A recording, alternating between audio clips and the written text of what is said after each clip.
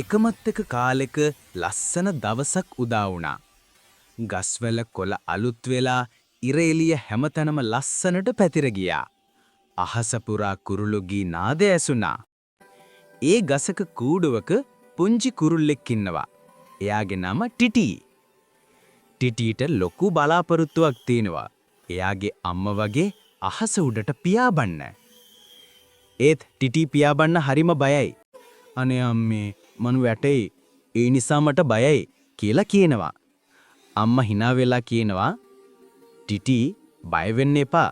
පියාපත් විශ්වාස කරාම අහසත් විවෘත වෙනවා. එදාම ටිටි උත්සාහ කළා පියාඹන්න.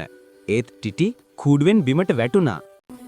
ඒ දවස්වල ඒ ගහයට ජීවත් වෙන වයසක ගෙම්බෙක් හිටියා. එයාගේ නම බෝධි අයියා. බෝධි අයියා ටිටිව දැකලා hina වෙලා කියනවා අයියෝ පුතා උඩින් වැටුණා නේද? පියාඹන්න බයක් තියෙන්න පුළුවන්. හැබැයි ඒ බය පරාද කරන්න පුළුවන්. එතකොට ටිටි යහුවා මට උඩට යන්න පුළුවන්ද? ඇයි බැරි කියලා අහනවා බෝධි අයියා. ඔයා නැවතත් උත්සාහ කරන්නකො පියවරින් පියවර. ඊට පස්සේ ටිටි උත්සාහ කරන්න පටන් ගන්නවා. බෝධි අයියා සහ කුරුල්ලු අම්මා එයාව දිරිගන්වනවා. පියාපත් විවර වෙලා හිරුවෙලිය අතරින් ටිටි අහස උඩට යනවා.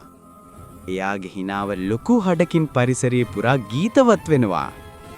ඉතින් දැන් ටිටිත් අහසේ පියාඹන කුරුල්ලෙක් නේද කියලා අහනවා. බෝධි අයියටත් අම්මටත් ගොඩාක් ස්තුතියි. ඔයාලගේ උදව් නැත්තම් මට පියාඹන්න වෙන්නේ නැහැ. ඔයාලා ජීවිතේ බිය වෙන්න පුළුවන්. ඒත් මතක තියාගන්න. උදව් සහ විශ්වාසය තියෙන තැන හැම උසකටම යන්න පුළුවන්. තවත් දවසක මේ වගේ ලස්සන කතාවකින් හම්බෙනකම් පරිස්සමින් ඉන්න. ගිහින් එන්නම්. බයි බයි.